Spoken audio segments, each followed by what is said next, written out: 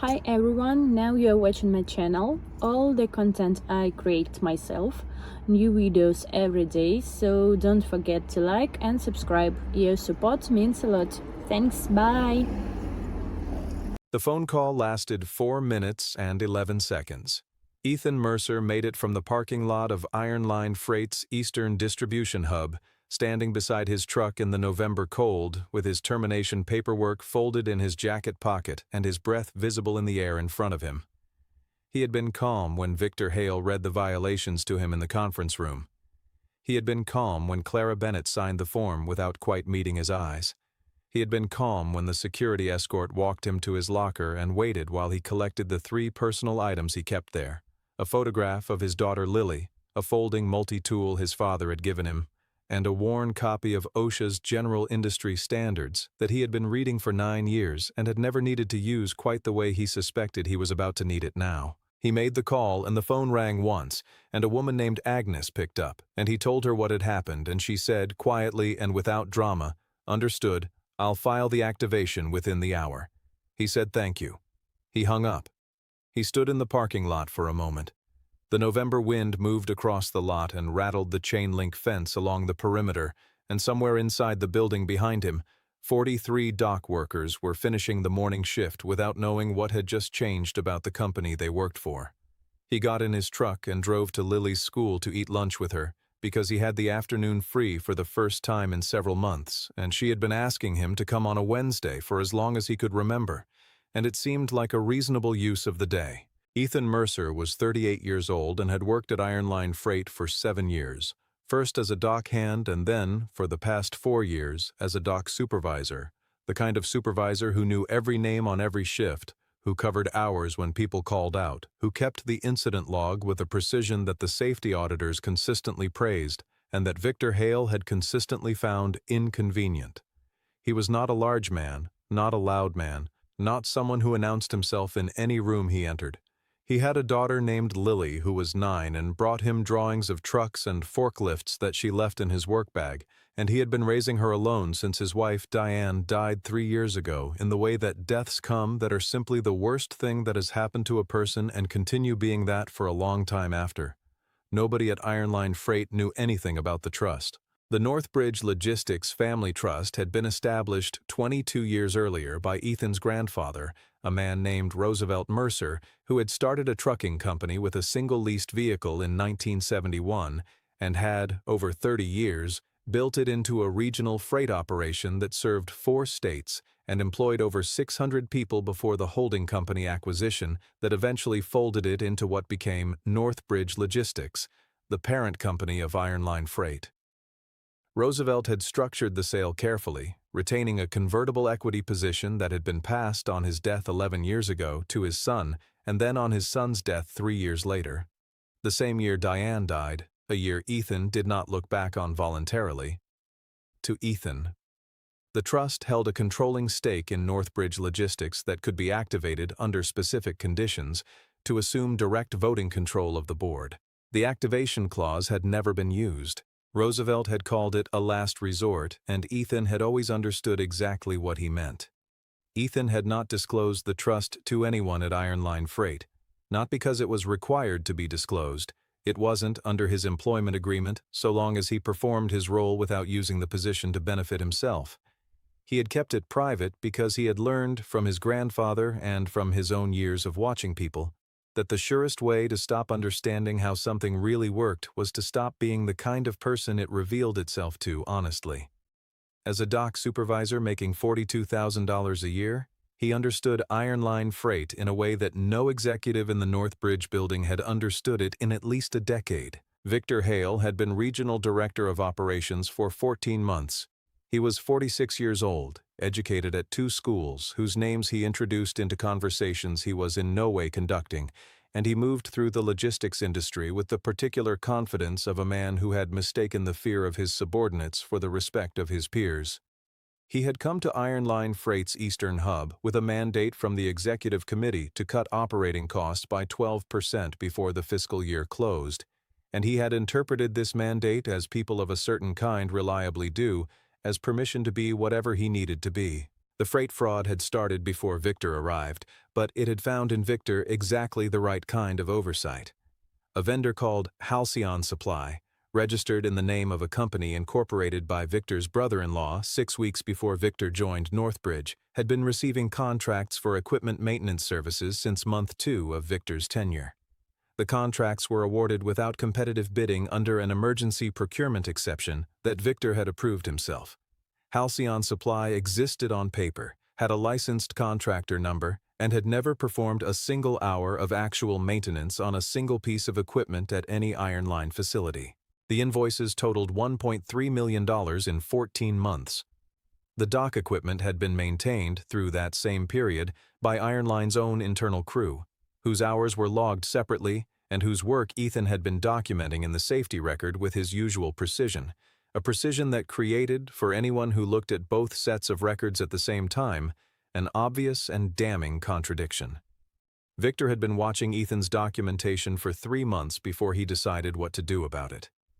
The fabricated violations were not difficult to construct for someone with access to the incident management system and the willingness to use it without restraint. A forklift near Miss Ethan had allegedly failed to report. A safety checklist bearing his signature on a date he had been on approved leave. 2 witness statements from dock workers whose names appeared on the shift log, but who, when the records were later examined carefully, had not been scheduled that week. Victor presented the violations to Clara Bennett on a Monday morning and told her the termination needed to happen before the end of the week. Clara was 39 years old and had been regional VP for operations for 2 years, promoted from within and aware, on some level that she had not yet articulated fully to herself, that Victor did not consider her a peer. She reviewed the file. She noticed the leave overlap on the second checklist. She asked Victor about it and received an answer that explained it without satisfying her. The way answers that are constructed to explain without satisfying always leave a particular residue. She signed the form. She would spend 3 days afterward unable to fully account for why, and on the 4th day she would understand that the reason was simpler than she wanted it to be. She had been afraid of Victor Hale in a way she had not admitted to herself, and that fear had used her hands without her permission. Ethan was called to the conference room on Wednesday morning. Victor read the violations. Clara sat beside him with the form in front of her and did not raise the leave overlap again. Ethan listened to each charge without interrupting, and when Victor finished, he said, "Those records are incorrect. I'd like to request a copy of the documentation so I can review it." Victor said, "That's a matter for HR during the appeals process. Your access has been suspended effective immediately." Ethan said, "All right." He stood up. He shook Clara's hand, which seemed to surprise her. He did not shake Victor's. "Hit that like button. Drop your city in the comments. I want to know where you're watching from tonight. Now let's go." The activation notice reached Northbridge Logistics Corporate Counsel at 9:47 that morning. By 10:15, the board chair, a woman named Harriet Webb, who had been with Northbridge since the acquisition of Roosevelt Mercer's company and who had known Ethan since he was 17 years old, had read the notice, read it a second time, and picked up the phone to call the corporate attorney, whose response confirmed everything she had read and added several things she had not yet had time to consider. By 11 o'clock, an emergency board meeting had been scheduled for the following Monday. By noon, the board's outside counsel had begun a formal review of the Halcyon Supply contracts, triggered automatically by the activation clause's requirement of an independent audit whenever a majority holder exercised board control rights. Victor Hale spent Wednesday afternoon in his office preparing a presentation on Q4 cost reduction targets. He did not know that the audit had begun. He did not know that the board had been notified. He did not know that a woman named Mara Ellis, who had been Iron Line Freight's HR coordinator for 6 years and who had processed Ethan's termination paperwork that morning with a growing, inarticulate unease, had spent her lunch break making a quiet request of the company's document management system for the metadata associated with the incident reports in Ethan's file. Mara was 34 years old and had a background in information systems that she had never particularly advertised at Iron Line because she had found that people who knew she could trace document histories tended to behave differently around her, and she preferred them behaving normally. She pulled the metadata at 12:45 and ate her lunch at her desk and read what the data told her, which was this. 3 of the 4 incident reports in Ethan's file had been created and modified within the same 14-hour window, 7 weeks ago, from a single workstation registered to Victor Hale's administrative login. The dates on the reports, the dates they claimed to describe, were weeks in the past. She printed the metadata report. She put it in her desk drawer. She sat with it for 24 hours exactly before she brought it to Clara Bennett. Clara read it standing at Mara's desk on Thursday afternoon. She stood still for a long time after she finished. She said, "How long have you known this?" Mara said, "Since yesterday lunch." Clara said, "Why did you wait?"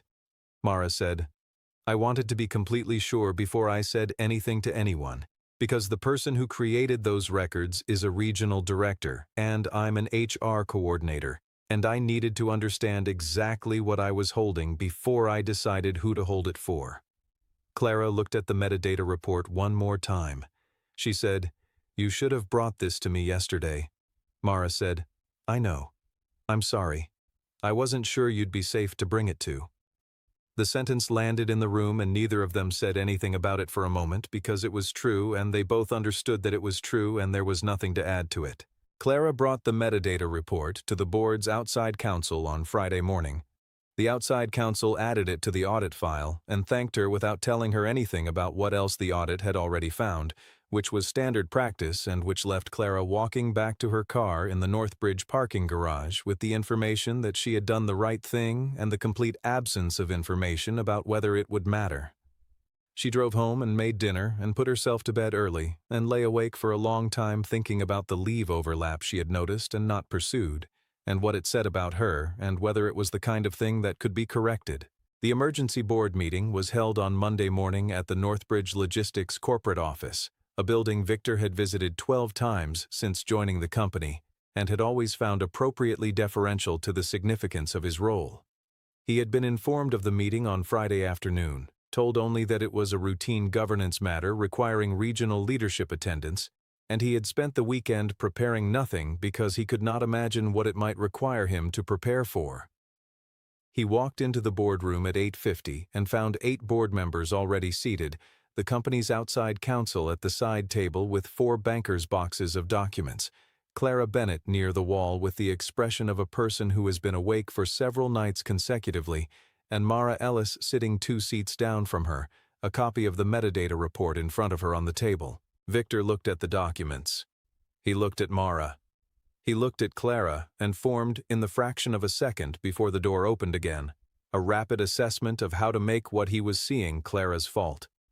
The door opened and Ethan Mercer walked in. Victor did not recognize him for a moment. He was wearing a different jacket from the one he'd worn on Wednesday, a charcoal blazer that Victor had no framework for because the only version of Ethan Mercer he had ever constructed was a dock supervisor in a work shirt, and the mind builds its certainties from the material it has decided to pay attention to. Then Victor recognized him, and the room became very quiet. Harriet Webb said, "I believe most of you know Ethan Mercer from Iron Line Freight's Eastern Hub. For those who may not have the full context, Ethan holds a majority beneficial interest in Northbridge Logistics through a family trust established by his grandfather, Roosevelt Mercer, whose company formed the foundation of what became this organization. That interest was activated last Wednesday morning, which is why we are all in this room today." Victor said, "That's not..." He stopped. He started again. "He wasn't disclosed as a..."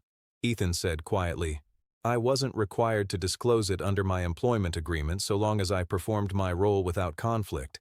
I loaded trucks for 2 years and supervised a dock crew for 4. I don't believe there was a conflict." Victor looked at Clara. He said, "She signed the termination. She was the one who..."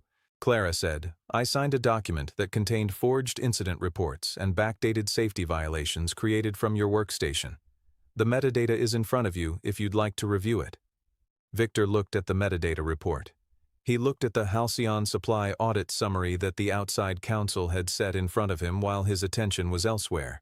He looked at the room, the board members who were not meeting his eyes, the counsel whose face carried the specific neutrality of someone who has already decided how a proceeding will end and is waiting patiently for it to arrive there. and he appeared to arrive in that moment at the understanding that there was no version of the next several minutes that ended in his favor. He said nothing further. He was advised by the outside counsel of the board's determination to suspend his executive authority pending the completion of the audit and a separate review by outside investigators, and the referral of the Halcyon supply contracts to law enforcement for criminal fraud review. He was escorted from the building by the same building security he had himself once instructed on the protocols for removing unauthorized visitors from the premises.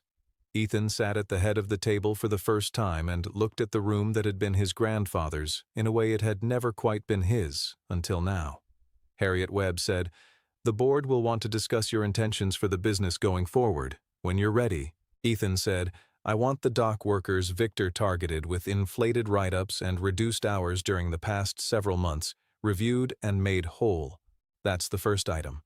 The second is a complete overhaul of the safety documentation system, a third-party audit standard that doesn't depend on any single manager's access for integrity.